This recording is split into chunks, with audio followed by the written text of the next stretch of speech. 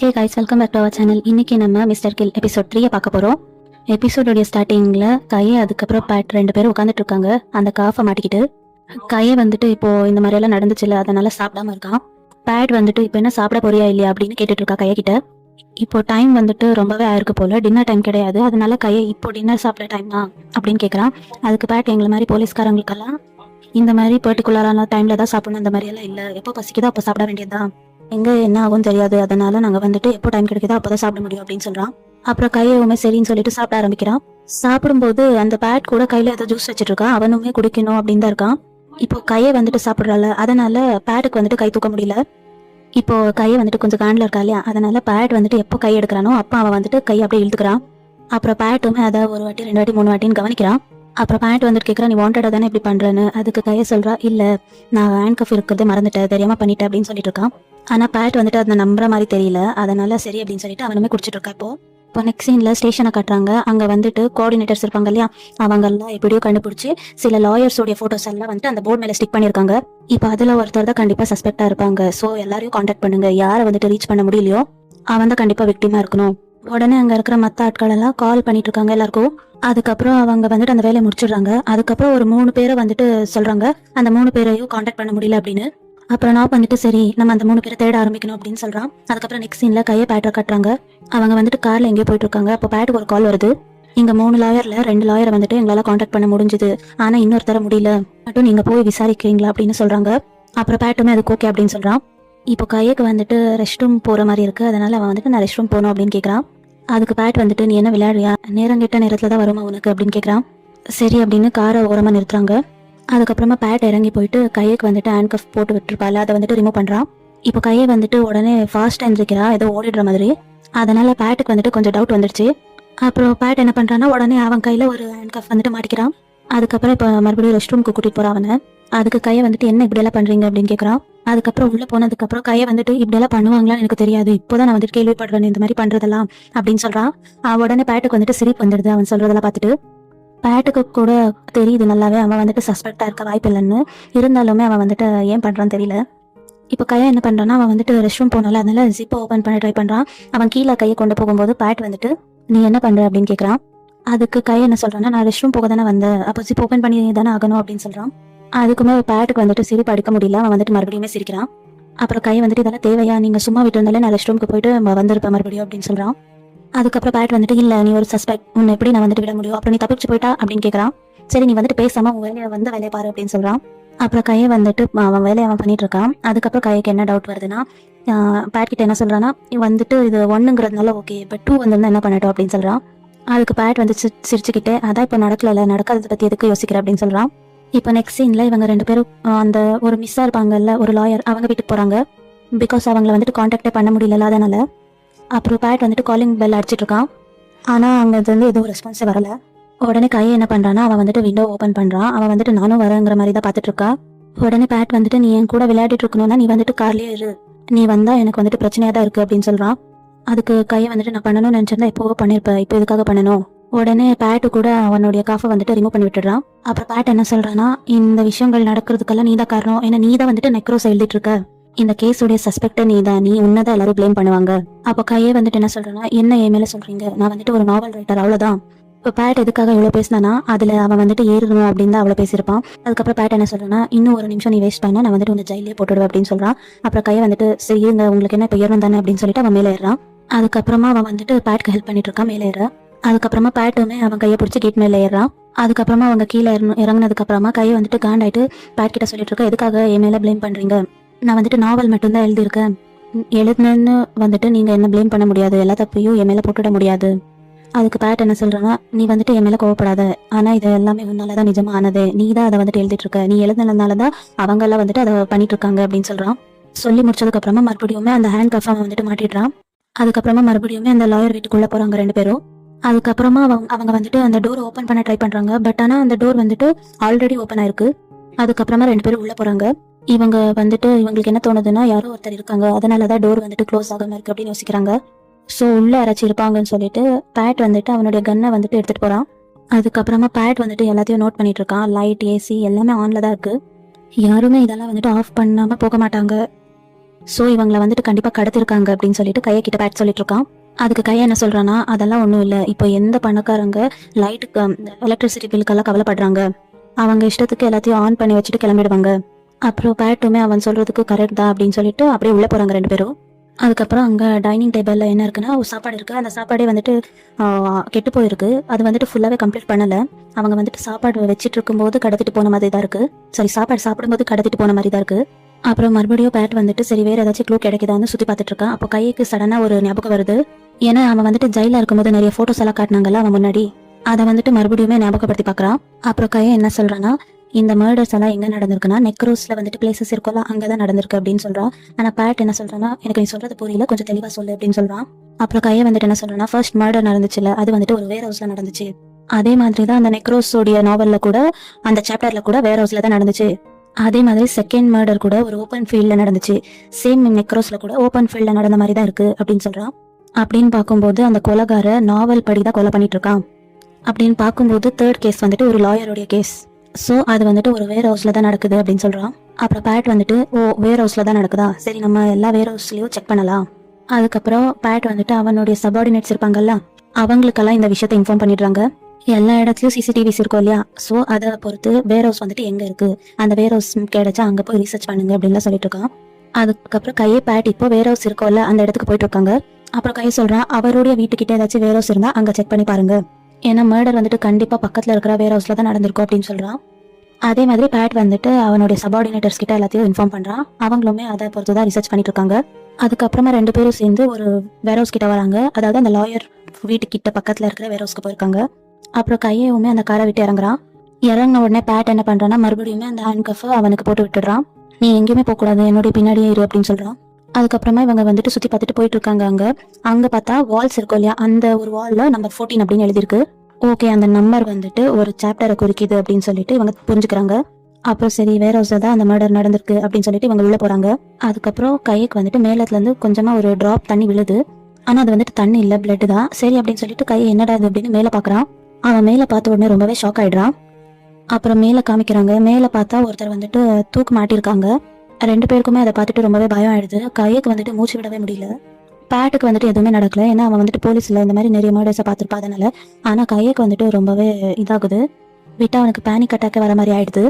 Because அவன் வந்துட்டு ஒரு சைக்காட்ரிக் பேஷண்ட் வேறு. அவன் வந்துட்டு ரொம்பவே டேப்லெட்ஸ் கூட எடுக்கிறான். அந்த பாடியை காமிக்கும் போது அந்த என்ன பண்ணியிருக்காங்கன்னா, நல்லா அடிச்சு அதே மாதிரி வாயை உடச்சி கிழிச்சு எல்லாம் வச்சிருக்காங்க. சேம் நெக்ரோஸ் லைன் இருக்கும், அதே மாதிரி தான் அங்கேயும் இருக்கு. ஒரு கட்டத்துக்கு மேலே கைக்கு வந்துட்டு தாங்கிக்க முடியல. அதனால பேட் வந்துட்டு கைக்கு சமாதானம் பண்ணிட்டு இருக்கான். அதுக்கப்புறமா மற்ற போலீஸ் எல்லாம் அங்கே வந்து அதுக்கப்புறம் அந்த பாடி வந்துட்டு ரீசர்ச் பண்ணிட்டு இருக்காங்க. அப்போதான் தெரியுது ஒரு பெண்ணை வந்துட்டு குத்தி வச்சிருக்காங்க. அந்த பெண்ணில் ஒரு சென்டென்ஸ் எழுதிருக்கு. என்ன எழுதிருக்குன்னா, எனிமீஸ் எல்லாம் வந்து ஸ்ட்ரென்த்தை கொடுப்பாங்க, ஃப்ரெண்ட்ஸ் எல்லாம் வந்துட்டு நமக்கு கரேஜ் அதிகப்படுத்துவாங்க. அதுக்கப்புறம் அதை பார்த்துட்டு அங்கே இருக்கிறவங்க எல்லாம் நோட் பண்ணி அப்படியே ஃபோட்டோஸ் எல்லாம் எடுத்து வச்சுக்கிறாங்க. அதுக்கப்புறம் இந்த பக்கம் பார்த்தா கையை வந்துட்டு ரொம்ப சோகமாக உட்காந்துட்டு இருக்கான். அப்புறம் நான் வந்துட்டு பேட் கிட்ட கேட்குறான், இன்னுமே நீங்கள் வந்துட்டு கையை சஸ்பெக்டாக தான் வச்சிருக்கீங்களா அப்படின்னு. அதுக்கு பேட் என்ன சொல்றேன்னா, இல்லை இந்த 3 days ஃபுல்லாக அவன் கூட தான் இருந்தான், அவன் வந்துட்டு சஸ்பெக்டாக இருக்க வாய்ப்பே இல்லை அப்படின்னு சொல்கிறான். அதுக்கப்புறமா பேட் நாப் கிட்ட நான் அவனை சஸ்பெக்ட்ல இருந்து மாற்றி ஒரு ஏஜென்ட்டாக வச்சுக்கலாம்னு நினைக்கிறேன் அப்படின்னு சொல்கிறான். அதுக்கப்புறமா கையை காட்டுறாங்க. கையை வந்துட்டு ரொம்பவே அழுதுட்டு இருக்கான். அதுக்கப்புறமா பேட் அந்த பிளேஸ்க்கு வந்து தண்ணி எடுத்துகிட்டு வந்து கொடுக்குறா கைக்கு. உடனே கையை என்ன சொல்கிறான்னா, இதெல்லாம் என்னால் தானே, நான் தானே அந்த நாவல் எழுதுனது, எல்லாமே என்னால் தான் அப்படின்னு சொல்லிட்டு அவன் வந்துட்டு ப்ளேம் பண்ணிட்டு இருக்கான். அதுக்கு பேட் என்ன சொல்கிறான்னா, இல்லை இது உன்னால் இல்லை, அது எப்படி உன்னால் ஆகும், நீ ஒரு ஜஸ்ட் நாவல் ரைட்டர், நாவல் ரைட்டருடைய வேலையே இதுதான், இப்படி எழுதினாதான் உங்களுக்கு வேலை, இப்படி எழுதினாதான் வேறவங்க வந்துட்டு படிப்பாங்க, அதனால தான் நீ வந்துட்டு எழுதியிருப்ப, அதை வந்துட்டு வேறவங்க படிச்சிருப்பாங்க, அதில் ஒரு கில்லர் வந்து தான் உன்னுடைய நாவல் ரொம்ப பிடிச்சி போய் அதே மாதிரி பண்ணிட்டு இருக்கான் அப்படின்லாம் சொல்லிட்டு பேட் வந்துட்டு கைக்கு சமாதானம் பண்ணிட்டு இருக்கான். ஆனால் கையை வந்துட்டு சமாதானம் ஆகாமலே இருக்கான். கையை வந்துட்டு ரொம்பவே கில்ட்டியாக இருக்கான். அப்புறம் அப்படியே கையை வந்துட்டு ஏதோ சொல்லிட்டு இருக்கும்போது அவனுக்கு சடனாக வாமிட் வர ஸ்டார்ட் ஆகுது. அவன் வந்துட்டு வாமிட் எடுக்க போயிடுறான். அதுக்கப்புறமா உடனே பேட்டுமே அவன் பின்னாடி போயிட்டு, என்னாச்சு உனக்கு, சரி உன்னுடைய டேப்லெட்ஸ் எங்க இருக்கு சொல்லு, நான் எடுத்து தரேன் அப்படின்னு சொல்கிறான். அதுக்கப்புறமா கையை என்னுடைய பேண்ட் பாக்கெட்டில் இருக்குது அப்படின்னு சொல்கிறான். அவனுமே பேண்ட் பாக்கெட்டில் சர்ச் பண்ணி பார்க்குறான். அதுக்கப்புறம் அவன் வந்துட்டு கைக்கு எடுத்து கொடுக்குறான். அதுக்கப்புறமா பேட் நீ ஒழுங்காக மூச்சு விடு அப்படின்னு கைக்கிட்ட சொல்லிட்டு இருக்கான். அதுக்கப்புறமா பேட் என்ன சொல்கிறான்னா, இது ஒன்றால கிடையாது, நீ திருப்பி திருப்பி உன்னையே நீ ப்ளேம் பண்ணாத. உடனே பேட் என்ன சொல்கிறான்னா, நீ இன்னுமே கில்ட்டி ஃபீலிங்கில் இருந்தால் நான் வந்துட்டு உன்னை சஸ்பெக்டில் இருந்து ரிமூவ் பண்ணுறேன். நீ வந்துட்டு இப்போ சஸ்பெக்ட் இல்லை, உன்னுடைய கில்ட்டி ஃபீல் போகணும்னா நீ வந்துட்டு எனக்காக வேலை பாரு, நீ ஒரு ஏஜென்ட்டாக இருந்து எனக்கு வந்து ஹெல்ப் பண்ணு அப்படின்னு சொல்கிறான். உடனே கையுமே ஆச்சரியமாக அவனை பார்த்துட்டு இருக்கா. பேட்டுமே ஆமாம் அப்படின்னு சொல்கிறான். அதுக்கு கையை ஓகே அப்படின்னு சொல்கிறான். அதுக்கப்புறமா பேட் என்ன சொல்கிறான்னா, உனக்கு தான் இந்த நாவல் பற்றி தெரியும், அதுவும் இல்லாமல் சில ஃபைல்ஸ் வந்துட்டு டிலீட் ஆகிடுச்சு, அப்படின்னா எழுதின உனக்கு அதை வந்துட்டு நல்லா தெளிவாக தெரியும். உன்னால மட்டும்தான் இந்த கேஸில் எங்களுக்கு ஹெல்ப் பண்ண முடியும். இந்த கேஸில் ஹெல்ப் பண்ண யார் அந்த கில்லர் அப்படின்னு கண்டுபிடிச்சிடலாம். அதுக்கப்புறமா உனக்குமே தெரியணும்ல யார் அந்த கில்லர்னு. அதுக்கப்புறமா உன்னுடைய கில்ட்டி ஃபீலிங்ஸும் போயிடும். ஸோ நீ வந்துட்டு எனக்கு ஒரு ஏஜென்ட்டாக ஹெல்ப் பண்ணு அப்படின்னு சொல்கிறான். அதுக்கப்புறமா கையவுமே அதுக்கு சரி அப்படின்னு சொல்லிட்டு போயிடுறான். அதுக்கப்புறமா நெக்ஸ்ட் சீனில் பேட் வந்துட்டு கையவை வீட்டுக்கிட்ட ட்ராப் பண்ண வந்திருக்கான். அதுக்கப்புறமா கையை வெளியே வந்துட்டு பேட்டை பார்த்துட்டு இருக்கான். பேட் வந்துட்டு கையை பார்க்குறான். அப்புறம் பேட் என்ன சொல்கிறான்னா, நீ சேஃபாக வீட்டில் போய் ரெஸ்ட் எடு. அப்படியே பேட் வந்துட்டு கிளம்பிடுறான். அதுக்கப்புறமா கையவுமே பேக் எடுத்துட்டு வீட்டுக்கு போயிடுறான். அவன் போகும்போதே திரும்பவும் திரும்பி அந்த பேட்டை வந்துட்டு இருக்கானா அப்படின்னு பார்க்குறான். பார்த்துட்டு அவன் வந்துட்டு மறுபடியும் அவனுடைய வீட்டுக்கு போகிறான். அப்புறமா பேட் வந்துட்டு கையை போகிறாள் அதே தான் ஃபுல்லாகவே பார்த்துட்டு இருக்கான். அதுக்கப்புறமா பேட் வந்துட்டு அங்கேருந்து போயிடுறான். அதுக்கப்புறம் கையை வந்துட்டு மேலே போயிருப்பாள். அவன் வந்துட்டு மறுபடியும் கீழே வரான். எதுக்காக வந்திருக்கான்னு தெரியல. கீழே வந்துட்டு அவன் வந்துட்டு ஃபர்ஸ்ட் பார்க்குறா பேட் இருக்கானா இல்லையான்னு. இவன் இந்த மாதிரிலாம் பண்ணும்போது நமக்கே வந்துட்டு இவ தான் சஸ்பெக்ட் அப்படின்னு இருக்கலாமோ அப்படின்னு ஒரு டவுட் இருக்குது. அப்புறமா கையை வந்துட்டு சுற்றி முற்றி பார்த்துட்டு ரோட்டில் போயிட்டு இருக்கான். அது பேட் வந்துட்டு கொஞ்சம் யோசிக்கிறான், இவன் என்ன பண்ணிட்டு இருக்கா இங்கே, இவனை நம்ம ரெஸ்ட் எடுக்க தானே சொல்லியிருக்கோம் அப்படின்னு. அதுக்கப்புறமா இவன் மேலே அவன் வந்துட்டு சந்தேகப்பட்டு இவனை வந்துட்டு ஃபாலோ பண்ணுவான். அப்புறமா கையை வந்துட்டு ஃபாலோ பண்ணுறது தெரியாமல் நடந்து போயிட்டு இருக்கான். அப்புறம் கையை எங்கே போகிறான்னா ஒரு வீட்டுக்கிட்ட போகிறான். அந்த வீட்டில் வந்துட்டு ஒரு கேட் இருக்குது. அந்த கேட்டை ஓப்பன் பண்ணி உள்ளே போகும்போது ஒரு பாட்டி வெளியே வராங்க. அந்த பாட்டி கையை கிட்ட, நீ எப்படிப்பா இருக்க, எவ்வளோ நாள் ஆச்சு உன்னை பார்த்து. அதுக்கு கையை, நான் இவ்வளோ நாள் வர முடியல, எனக்கு வேலை நிறைய இருந்துச்சு, நீங்கள் இவரை பார்த்துக்கிட்டதுக்கு ரொம்ப நன்றி அப்படின்னு சொல்கிறான். அதுக்கு அந்த பாட்டி வந்து, நீ ரொம்பவே நல்லவன், நான் உனக்கு ஹெல்ப் பண்ணணும்னு தான் நினைக்கிறேன். அதுக்கு கையவுமே உடனே கையை கும்பிட்டுக்கிட்டு ரொம்ப நன்றி அப்படின்னு சொல்கிறான். அதுக்கப்புறமா இவன் என்னென்ன பண்ணுறானோ எல்லாத்தையும் பேட் வந்துட்டு பார்த்துட்டு தான் இருக்கான். பார்த்துக்கிட்டு அதுக்கப்புறமா பேட்டுமே அங்கத்துலேருந்து கிளம்பிடுறான். அப்புறம் கையை வந்துட்டு ஒரு ரூம்குள்ளே போகிறான். அந்த ரூம்குள்ளே ஒரு பெரியவர் வந்துட்டு தூங்கிட்டு இருக்காங்க. அவங்க வந்துட்டு ஒரு ட்ரீட்மெண்ட் எடுத்துட்டு இருக்காங்க போல. அவங்களுக்கு இவங்க ரகசியமாக ட்ரீட்மெண்ட் கொடுத்துட்டு இருக்காங்க. அப்புறம் கையை வந்துட்டு அவங்க கிட்ட பக்கத்தில் போயிட்டு, அப்பா நல்லா இருக்கீங்களா அப்படின்னு பேசிட்டு இருக்கான். பேசிட்டு, நான் உங்களை இவ்வளோ நாள் பார்க்க வராததுக்கு சாரி அப்படின்னு சொல்லிட்டு இருக்கான். அப்புறம் பேசிக்கிட்டே, நீங்கள் இன்னும் குளிக்கவே இல்லை, சரி நான் உங்களுக்கு உடம்பெல்லாம் துடைச்சி விடுறேன் அப்படின்னு சொல்கிறான்.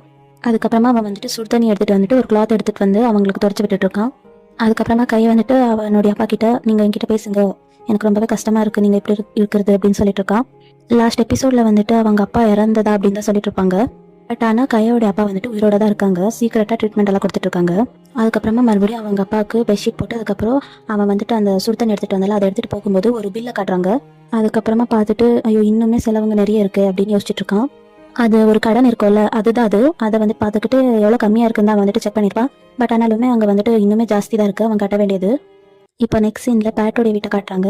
பேட் வந்துட்டு ஒரு போர்டு இருக்கும் இல்லையா, அங்கே போர்டு கிட்ட நிறைய மர்டர்ஸ் ஃபோட்டோ அதுக்கப்புறம் சஸ்பெக்டோடைய ஃபோட்டோ எல்லாம் வச்சிருப்பா இல்லையா, அதை வந்துட்டு பேட்டோடைய தங்கச்சி பார்த்துட்டு இருக்கா.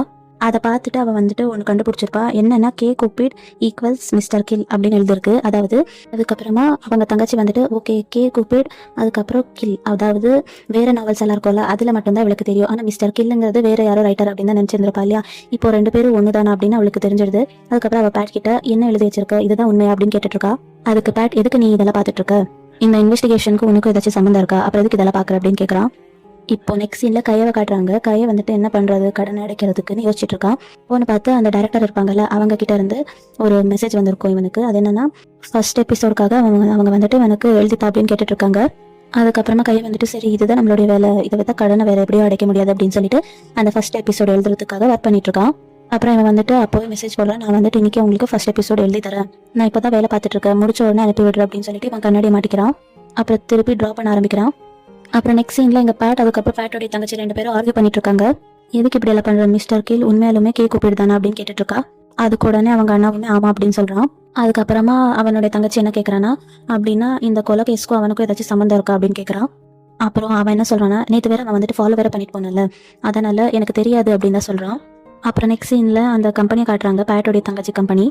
அதுக்கப்புறமா அவளுடைய ஃப்ரெண்ட் வந்துட்டு, நான் இந்த சீரிஸ் பார்த்தேன், ரெண்டு எபிசோடுமே பார்த்தேன் அப்படின்னு சொல்லிட்டு இருக்கா. அதுக்கப்புறமா பேட்டோடைய தங்கச்சி என்ன சொல்றான்னா, இந்த லவ் இன் த விண்ட் எழுதினவ அதுக்கப்புறம் நெக்ரோஸ் எழுதினவ ரெண்டுமே ஒண்ணுதான், இது வந்துட்டு உண்மைன்னு சொன்னா நீ நம்புவியா அப்படின்னு கேட்கறான்.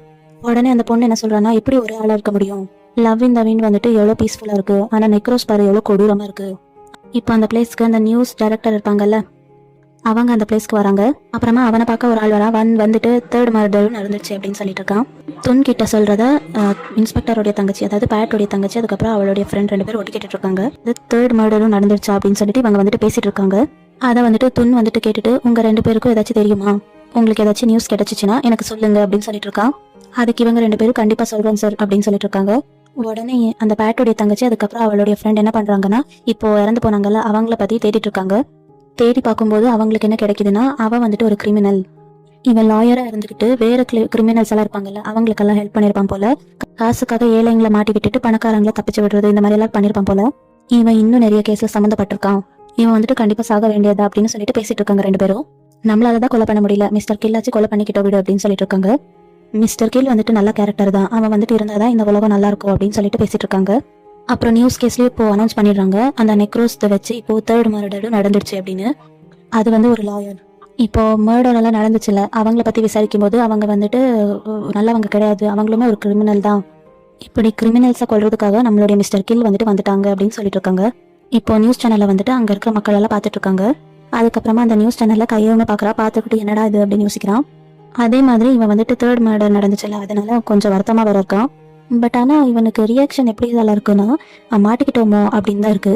இதை பார்க்கும்போது நமக்கே கொஞ்சம் கன்ஃபியூஸ் ஆகுது, கண்டிப்பா இவன் வந்து சஸ்பெக்டா இருக்குமா இல்ல இருக்காது அப்படின்னு. அதுக்கப்புறமா கையை அப்படியே யோசிச்சு பார்த்துட்டு இருக்கான். யோசிச்சு பார்த்துட்டு அதுக்கப்புறம் அவனுடைய பேக் எடுத்துட்டு மறுபடியும் ஸ்டேஷனுக்கு போறான். ஏன்னா இப்போதான் அவன் வந்துட்டு ஏஜென்டா இருக்காள் அதனால. அதுக்கப்புறம் இப்போ பேட் வந்துட்டு அவனுடைய அங்கிளை பாக்குறதுக்காக வரான். உடனே பேட்டோடைய அங்கிள் வந்துட்டு அவனுக்கு டீயை ரெடி பண்ணி கொடுக்குறாங்க. அதுக்கப்புறமா அவங்க ரெண்டு பேரும் பேசிட்டு இருக்காங்க. அப்புறமா பேட்டோடைய அங்கிள் பேட் கிட்ட, உன்னால இந்த கேஸை ஹேண்டில் பண்ண முடியுமா, ஏன்னா இந்த கேஸ் வந்துட்டு இப்போ இன்னொரு சைடு போயிட்டு இருக்கு, ரொம்ப டேஞ்சரா இருக்கு, ஹேண்டில் பண்ண முடியலன்னா சொல்லு, நான் வேற யாருக்காச்சும் மாத்தி விடுறேன். அப்புறம் பேட் என்ன சொல்றான்னா, உங்களுக்கு ஆல்ரெடி தெரியும் எங்க அப்பாவை பத்தி என்ன பேசிட்டு இருக்காங்கன்னு, உண்மை அதுதான். இப்போ நான் வந்துட்டு இந்த கேஸை எடுத்து நடத்திட்டு இருக்கேன், என்னையும் இப்படிதான் சொல்லுவாங்க. ஆனா இப்போ நான் சடனா அந்த கேஸை விட்டு வெளியே வந்தேன்னா இன்னுமே மோசமா பேச ஆரம்பிப்பாங்க. அதனால நான் வந்துட்டு இந்த கேஸை எப்படியாச்சும் முடிச்சிடுறேன், எங்க அப்பா விட நான் வந்துட்டு கொஞ்சம் டிஃப்ரெண்ட் அப்படின்னு எல்லாருக்கும் ப்ரூவ் பண்ணுவேன் அப்படின்னு சொல்லிட்டு இருக்கான். அதுக்கு அந்த அங்கிளுமே, சரிப்பா எனக்கு தெரியும் நீ ரொம்ப நல்லவன், உங்க அப்பா மாதிரி இல்ல, நீ அவர் தான் வந்து கிரிமினல் எல்லாரையும் தப்பிக்க விட்டுட்டு இருந்தாங்க, பட் உன் மேல எனக்கு நம்பிக்கை இருக்கு, நீ கண்டிப்பா இந்த கேஸை எப்படியாச்சும் பண்ணி முடிச்சிடுவ அப்படின்னு சொல்லிட்டு இருக்காங்க. இப்போ நெக்ஸ்ட் சீன்ல நாப்ப காட்டுறாங்க. இப்போ 3rd ஒரு மர்டர் கேஸ் நடந்துச்சுல, சோ அதை வச்சு ரிசர்ச் பண்ணிட்டு இருக்காங்க, அதுல ஏதாச்சும் க்ளூ கிடைக்குமா அப்படின்னு. இவங்க ரெண்டு பேரும் பார்த்துட்டே இருக்காங்க. ஆனா லாஸ்ட் வரைக்கும் உங்களுக்கு எதுவுமே க்ளூ கிடைக்க மாட்டேங்குது. அதுல கிடைச்சது அந்த பென் மட்டும் தான். அதுவும் இல்லாம அந்த பென்ல வந்துட்டு ஒரு சிம்பிள் வேற இருக்கு. அதுக்கப்புறம் அதுல வந்துட்டு ஒரு நோட் வேற எழுதிருந்தாங்கல்ல, அவ்வளவுதான் இவங்களுக்கு கிடைச்சிருக்கு. அதுக்கப்புறமா அந்த பென் வச்சு அங்க வந்துட்டு ஒரு சபார்டினேட் ரிசர்ச் பண்ணிருப்பாங்க போல. பேட் வந்துட்டு ஏற்கனவே சொல்லிப்பான் போல இந்த பென் யாருதுன்னு கண்டுபிடிக்கணும்னு. அதுக்கப்புறமா அங்க வந்துட்டு சொல்றாங்க, அந்த பென் வந்துட்டு அந்த லாயரோடையது கிடையாது, அப்படியே அந்த பென்ல வந்துட்டு ஃபிங்கர் பிரிண்ட்டுமே இல்ல. அப்புறம் அந்த பிளேஸ்க்கு கையை வரா. அதுக்கப்புறமா பேட் வந்துட்டு கையவ சந்தேகத்தோட பாக்குறான். அதுக்கப்புறமா பேட் கைய கிட்ட, உனக்காக தான் அவ்வளவு நேரம் வெயிட் பண்ணிட்டு இருந்தோம், சரி 3rd மர்டர்ல நீ வந்துட்டு எங்களுக்கு ஏதாச்சும் க்ளூ கண்டுபிடிச்சிட்டா அப்படின்னு கேக்குறான். அதுக்கப்புறமா அந்த 3rd மர்டரோடைய இமேஜஸ் எல்லாம் கைய கிட்ட காட்டுறாங்க. கையவுமே பார்த்துட்டு இருக்கான். அதுக்கப்புறமா அந்த பென்ல வந்துட்டு ஒரு நோட் இருக்கும்ல, அதை வந்துட்டு எங்கேயாச்சும் கேள்விப்பட்டிருக்கேன் அப்படின்னு கைய கிட்ட கேக்குறாங்க. அப்புறம் கையை என்ன சொல்றான்னா, இந்த சென்டென்ஸ் வந்து அந்த நெக்ரோஸ் நாவல்ல ஒரு விக்டிம் வந்து அடிக்கடி பேசிட்டு இருப்பாரு, எதுக்காக பேசுவாங்கன்னு தெரியல, ஆனா அந்த விக்டிம் யாருன்னு எனக்கு தெரியல, நான் வந்துட்டு ஏதாச்சும் இமேஜஸ் இருந்திருந்தா கண்டுபிடிச்சிருவேன் அப்படின்னு சொல்றான். அப்புறமா இவங்களுமே இமேஜஸ் எல்லாத்தையும் பார்த்துட்டு இருக்காங்க. அதுக்கப்புறமா கையும் வந்துட்டு கண்டுபிடிச்சிடுறான், இதை வந்துட்டு ஒரு பொலிட்டீஷியன் தான் பேசுவான், இது வந்துட்டு நெக்ரோஸ் படி 18 சாப்டர்ல தான் இருக்கு, ஒரு பொலிட்டீஷியன் வந்து அடிக்கடி இதை சொல்லுவான், இந்த சென்டென்ஸை வந்துட்டு இவன் தான் சொல்லுவான், மேபி அது வந்துட்டு இவனா தான் இருக்கும் அப்படின்னு சொல்றான். அப்புறம் அவங்க ஸ்க்ரோல் பண்ணிட்டு கீழே வரும்போது அவங்களுக்கு வந்துட்டு அந்த கொலை எங்க நடந்துக்குன்னு பார்க்க முடியல, ஏன்னா அது வந்துட்டு இமேஜ் கிளியரா இல்ல, பிகாஸ் அது வந்துட்டு டிலீட் ஆயிடுச்சுல அதனால. அப்புறம் உடனே பேட் வந்துட்டு கையை கிட்ட, உன்னால எப்படியாச்சும் கண்டுபிடிக்க முடியுமா, நீ தானே எழுதுன அப்படின்னு கேக்குறான். அப்புறம் கையை வந்துட்டு, எனக்கு கொஞ்சம் டைம் கொடுத்தா நான் கண்டுபிடிச்சிடுவேன் அப்படின்னு சொல்றான். இவனை வந்து மேக்ஸிமம் நான் ஃபர்ஸ்ட் சாப்டர்ல இருந்து படிச்சேன்னா கண்டுபிடிச்சிடுவேன் அப்படின்னு சொல்றான். உடனே பேட்டுமே, சரி உனக்கு எவ்வளவு டைம் வேணுமோ எடுத்துக்கோ, ஆனா கண்டுபிடிச்சிடுவேன் அப்படின்னு சொல்றான். இப்போ நெக்ஸ்ட் சீன்ல இவங்களுக்கு நெக்ஸ்ட் மர்டர் ஒரு பொலிட்டீஷியனுக்கு தான் அப்படின்னு தெரியுது. அதுக்கப்புறம் இவங்க வந்துட்டு போர்டில் அங்கே எவ்வளோ பொலிட்டீஷியன்ஸ் இருக்காங்களோ அவங்க ஃபோட்டோஸ் எல்லாம் அங்கே போர்டில் ஸ்டிக் பண்ணி வச்சிருக்காங்க. இத்தனை பொலிட்டீஷியன்ஸ் இருக்காங்க, இவங்க எல்லாருமே ஃப்ராட் தான், இப்போ நம்ம யார் இதில் விக்டிம்னு கண்டுபிடிக்கிறது, எனக்கு ரொம்பவே குழப்பமா இருக்கு அப்படின்னு சொல்லிட்டு இருக்கான். இப்போ இதில் டாப் லிஸ்ட்ல யார் வருவாங்கன்னு சொல்லும்போது தான் அங்கே நாப் இருக்கால, அவன் வந்துட்டு ஒருத்தர் கண்டுபிடிக்கிறான். கண்டுபிடிச்சது மட்டும் இல்லாமல் அவனுடைய ஃபோட்டோஸும் அவன் காட்டுறான். அவன் பேர் வந்துட்டு ஜெரக், அவன் தான் அந்த கண்ட்ரியுடைய எம்பி. ரீசெண்டாக ஒரு ட்ரக் கேஸில் வந்துட்டு இன்வால்வ் ஆயிருந்தான். கண்டுபிடிச்ச உடனே இவன் வந்துட்டு மற்றவங்க மேலே பழி போட்டு அதுக்கப்புறம் இவன் வந்துட்டு ரொம்ப பக்தியாக இருக்கிற மாதிரி வேஷம் போட ஆரம்பிச்சிட்டான். இதனால அந்த மக்களுக்கு வந்துட்டு எதுவுமே சந்தேகம் வரலை அப்படின்னு நாப் சொல்கிறான். நீங்களே வேணா பாருங்க, இந்த வீடியோவில் அவன் எப்படிப்பட்டவன் தெரியும் அப்படின்னு சொல்கிறான். அப்படி வீடியோவில் போட்டு காமிக்கும் போதே சொல்கிறாங்க, இவன் வந்துட்டு ட்ரக் கேஸ், நிறைய கிரிமினல் கேசஸ் இதில் எல்லாத்தையும் இன்வால்வ் ஆயிருக்கான். இது எல்லாத்தையும் கையும் வந்துட்டு நோட் பண்ணிட்டு இருக்கான். அதுவும் இல்லாமல் அந்த வீடியோஸில் அவன் வந்துட்டு ஒரு வேர்ட் சொல்லியிருக்கா, அது என்னன்னா அது பெண் மேலே இருந்துச்சு, அதே நோட் அவன் சொல்கிறான். உடனே நாப் என்ன சொல்கிறான்னா, எனக்கு தெரிஞ்சு இவன் தான் நெக்ஸ்ட் விக்டிமா இருக்கணும். அது மட்டும் இல்லாம இவன் வந்துட்டு செம்மையா வேஷம் போடுறான். அதுவும் இல்லாம நிறைய பேரை ஏமாத்தி நிறைய வேலையை பின்னாடி பண்ணிட்டு மக்கள் கிட்ட வேஷம் போடுறான். என்னுடைய லிஸ்ட்ல வந்துட்டு டாப்பா இருக்கிறது இவன் தான் அப்படின்னு சொல்றான். அப்போ கையை என்ன சொல்றானா, ஆமா இவன் தான் டாப்ல இருப்பான் கண்டிப்பா. அதுக்கப்புறமா கால் பண்ணி பாக்குறாங்க, அவங்க தொலைஞ்சு போன மாதிரி எதுவுமே இன்ஃபர்மேஷன் வரல. இப்படி நடந்துச்சுன்னா ரெண்டே காரணம் தான் இருக்கு, இல்லைன்னா அந்த மர்டர் வந்துட்டு இன்னுமே கிட்னாப் பண்ண ஆரம்பிக்கல அப்படின்னு சொல்றான். உடனே பேட் வந்துட்டு அவங்களுக்கு கால் பண்ணிட்டு அவங்கள வந்துட்டு சேஃபா இருக்க சொல்றான். அதுக்கு அவன் என்ன சொல்றான்னா, என்ன பேசுறீங்க நீங்க, என்னால கொலை பண்ண முடியுமா? எவனோ ஒருத்த வந்துட்டு நெக்ரோஸ் நாவல் மாதிரி மர்டர் பண்ண ஆரம்பிச்சானா அடுத்த விக்டிம் நானா தான் இருக்கணுமா அப்படின்லாம் சொல்லிட்டு திமிர கால் வச்சிடுறான். கட் பண்ணிட்டு ஃப்ரிட்ஜில் ஏதாச்சும் சாப்பிட இருக்கான்னு போய் பார்க்கறான். அப்புறம் அங்க அடியாள் இருப்பாங்கல்ல, அவங்க என்ன சொல்றாங்கன்னா, ஆமா சார், நீங்க கொஞ்சம் உஷாரா தான் இருக்கணும். ஏன்னா அந்த நெக்ரோஸ் கில்லர் வந்துட்டு நிறைய பணக்காரங்க, நிறைய கிரிமினல்ஸ், மக்களுக்கு மோசம் பண்ணிருக்கிறவங்க தான் வந்துட்டு அவன் வந்துட்டு தூக்கிட்டு இருக்கா அப்படின்னு சொல்றான். அதனால நெக்ஸ்ட் விக்டிம் நீங்களா இருக்க கூட ரொம்பவே வாய்ப்பு இருக்கு அப்படின்னு சொல்றான். அப்ப அவன் என்ன சொல்றான்னா, அப்ப நீ எதுக்கு இருக்க, நீ எனக்கு செக்யூரிட்டி கொடுக்க மாட்டியா அப்படின்லாம் பேசிட்டு இருக்கான். உடனே அவனுடைய அடியாளு வந்துட்டு ஓகே பாஸ் அப்படின்னு சொல்றான். இப்போ நெக்ஸ்ட் சீன்ல நாப் அதுக்கப்புறம் பேட் 2 பேரும் என்ன பண்ணிட்டு இருக்காங்கன்னா, அவன் இருப்பான் இல்லையா அந்த எம்பி, அவன் வந்துட்டு மெடிடேஷனுக்காக எங்கே போயிட்டு இருப்பான் போல. அப்போ அவங்க வந்துட்டு 2 பேரும் அங்க வெளியே நின்றுட்டு இருக்காங்க. அவனுக்கு வந்துட்டு செக்யூரிட்டி கொடுக்கறதுக்கு மட்டும் இல்லாம அந்த கில்லர் யாருன்னு கண்டுபிடிக்கணும்ல, அதனால இப்படி பண்ணிட்டு இருக்காங்க. அப்புறம் பேட் வந்துட்டு நாப் கிட்ட உடனே அங்க சந்தேகப்படுற மாதிரி யாராச்சும் இருந்தா எனக்கு இன்ஃபர்மேஷன் கொடு அப்படின்னு சொல்லிட்டு அவன் அனுப்பிடுறான். சொல்லிட்டு பேட் வந்துட்டு கார்க்குள்ள போறா. இப்போ அந்த கார்க்குள்ள கையுமே இருக்கான். 2 பேரும் ஒருத்தருக்கு ஒருத்தர் பார்த்துட்டு இருக்காங்க. அப்புறம் பேட் வந்துட்டு கையை கிட்ட ஒரு நார்மலான கொஸ்டின் கேட்கலாம், சும்மா ஒரு கொஸ்டின் கேட்கலாம் அப்படின்னு கேட்கறான். அவன் என்னன்னு கேட்கறான்னா, எதுக்காக நீ வந்துட்டு இந்த நெக்ரோஸ்ங்கிற ஒரு நாவல் எழுதுன அப்படின்னு கேட்கறான். அதுக்கு கையை என்ன சொல்றான்னா, இதை நான் சொல்லியே ஆகணுமா அப்படின்னு சொல்றான். அதுக்கு பேட் என்ன சொல்றான்னா, நீ சொல்லணும், நான் ஃபோர்ஸ் பண்ணல, சொல்லணும், நான் என்ன சொல்லலைன்னா விட்டுரு அப்படின்னு சொல்றான். அதுக்கப்புறமா கையை ரொம்ப நேரம் யோசிச்சு பார்த்து அப்புறம் அப்படியே பேட்டை வந்துட்டு கீழே மேலுக்கு பார்த்துட்டு இருக்கான், சொல்லலாமா வேண்டாமா அப்படின்னு. அதுக்கப்புறமா அவன் சரி சும்மா தானே கேட்கறான், நம்ம சொல்லிடலாம் அப்படின்னு இவன் வந்துட்டு சொல்ல ஆரம்பிக்கிறான். நான் இந்த நெக்ரோஸ் நாவல்ல என்னுடைய லைஃப் என்ன நடந்துச்சோ அதை வச்சுதான் எழுதியிருக்கேன். அதுக்கு பேட் உன்னுடைய லைஃபை வச்சு எழுதியா அப்படின்னு கேட்கறான். அதுக்கப்புறம் கையை வந்துட்டு ஃபுல் கதையை சொல்ல ஆரம்பிக்கிறான். என்னுடைய லைஃப் வந்துட்டு இருக்கிறதுலே மோசமான லைஃப். என்னுடைய அப்பா வந்துட்டு தாய் பேங்க் இன்வெஸ்ட்மெண்ட் கேஸ்ல இன்வால்வ் ஆயிருக்காங்க. ஆனா எங்க அப்பா எந்த தப்பு பண்ண மாட்டாரு, அது எனக்கு தெரியும். அவர் வந்துட்டு ரொம்பவே நல்லவங்க. இருந்தாலும் எல்லா பிளேமையும் அவங்க மேல தூக்கி போட்டாங்க. எல்லாரும் வந்துட்டு அவங்கள ஃபோர்ஸ் பண்ணி அந்த கேஸை அவங்க மேல திணிச்சாங்க. அதனால அவங்களுமே அதை வந்துட்டு ஏத்துக்கிட்டாங்க. அப்புறம் பெரிய கடன் வந்துட்டு தலைமையில விழுந்துருச்சு. அதை வந்துட்டு எங்க அப்பானாலையும் தாங்க முடியல, எங்க அம்மானாலையும் தாங்க முடியல. நாங்களும் எல்லாரையும் கேட்டு பார்த்துட்டோம். எல்லா எம்பி, லாயர்ஸ், பொலிட்டீஷியன்ஸ், பெரிய பெரிய ஆட்கள் எல்லாரையும் கேட்டு பார்த்துட்டோம். ஆனா யாருமே எங்களுக்கு ஹெல்ப் பண்ணல. அதனாலதான் நான் இப்படி ஒரு நாவல் எழுதுனேன். எனக்கு வந்து அப்போ இருக்கிற சுச்சுவேஷன்ல இப்படி எழுதணும்னு தோணுச்சு, அதனாலதான் எழுதுனேன்.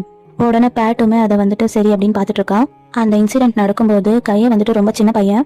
அப்புறம் அவனுடைய பேரண்ட்ஸ் வந்துட்டு எல்லாத்தையும் சமாளிச்சிடலாம் அப்படின்னு சொல்லிட்டு வீட்டுக்கு கூட்டிட்டு போறாங்க.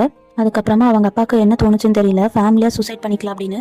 அப்புறம் அவங்க வந்துட்டு கேஸ் சிலிண்டர் கொலை, கேஸை லீக் பண்ண ட்ரை பண்றாங்க. குடும்பமா செத்துடலாம் அப்படின்னு சொல்லிட்டு அவங்க அந்த முடிவு எடுத்திருக்காங்க. அதுக்கப்புறம் கொளுத்து விட்டதுக்கு அப்புறம் எல்லாரும் இறந்துட்டாங்க. ஆனா நான் மட்டும் எப்படி தப்பிச்சேன்னு தெரியல. நான் தப்பிச்சுட்டேன், என்ன அள விட்டுட்டு அவங்க 2 பேரும் போயிட்டாங்க. இப்படி அதனாலதான் நான் நெக்ரோஸ்ங்கிற நாவல் எழுதுனேன். அதுல அந்த கில்லரை வந்துட்டு இப்படி கிரியேட் பண்ணேன். பேட் இது எல்லாத்தையும் கேட்டுட்டு உன்னுடைய லைஃப் கஷ்டமா தான் இருக்கு, எனக்கு புரியுது. ஆனா இந்த மாதிரி கிரிமினல்ஸை வந்து நல்லவங்களை மாத்துறதுக்கு, அதாவது அந்த கில்லர் கேரக்டரை நீ வந்துட்டு கிரியேட் பண்ணல, அதெல்லாம் ஒன்றும் தேவையில்லை, நம்மளாலேயே இதெல்லாம் பண்ண முடியும். இதை வந்துட்டு நானே உனக்கு ப்ரூவ் பண்றேன் அப்படின்னு சொல்றான். ஆனா கையை வந்துட்டு இவன் சொல்றது அவ்வளோ ஒன்றும் சீரியஸா எடுத்துக்கல. ஏன்னா ரியல் லைஃப்ல வந்துட்டு அப்படியெல்லாம் நடக்காது இல்லையா. பிகாஸ் இங்க வந்துட்டு யாருக்கும் ஹெல்ப் பண்ண மாட்டாங்க. தப்பு நடந்தா தட்டி கேட்க மாட்டாங்க, முடியாது. தட்டி கேட்டாலும் அவங்கள வந்துட்டு உயிரோடு விட மாட்டாங்கல்ல, இந்த உலகமே அப்படிதான் இல்ல. ஸோ அதனால கைக்கு வந்துட்டு எதுக்காக அந்த கேரக்டர் இவங்க வந்துட்டு இப்படி சொல்றாங்க அப்படின்னு யோசிக்கிறான். உடனே பேட் வந்துட்டு நான் உனக்கு கண்டிப்பா ஹெல்ப் பண்ணுவேன், எனக்கு புரியுது, உனக்கு நடந்த இன்சிடென்ட் வச்சு உன் சுச்சுவேஷனை என்னால் புரிஞ்சுக்க முடியுது. அப்புறம் அவங்க 2 பேரும் அப்படியே பேசிட்டு இருக்கும்போது அங்க வந்துட்டு காம்பவுண்ட் குதிச்சு அவன் போயிட்டு இருக்கான். இதை வந்துட்டு பேட் பார்த்துடுறான். பார்த்துட்டு அங்க நாப்க்கு எல்லாமே இன்ஃபர்மேஷன் கொடுத்துடுறான். அப்படியே அவன் வந்துட்டு காரை விட்டு கீழே இறங்கி வரான். பேட் கீழே இறங்குறதுனால கையுமே பேட்டை ஃபாலோ பண்ணி கீழே வரான். இதோட இந்த எபிசோட் முடியுது. இப்போ ஒரு ஸ்பெஷல் சீனை காட்டுறாங்க. அது என்னன்னா, கையை அதுக்கப்புறம் பேட் ஒரு இடத்துல உட்காந்துட்டு இருக்காங்க. பேட் வந்துட்டு கையை சாப்பிட சொல்லிட்டு இருக்கான். அப்புறம் பேட் வந்துட்டு கையை பாக்குறா. கையக்கு வந்துட்டு தலைமையில ஒரு கட்டு போட்டிருக்காங்கல்ல, அது வந்துட்டு ஒரு மாதிரி ஆயிருக்கு போல. அதனால பேட் என்ன பண்றான்னா கையோடைய கிட்ட போறான். ஆனா கையை வந்துட்டு பேட் கிட்ட ஏன் கிட்ட வரீங்க அப்படின்னு கேட்கறான்.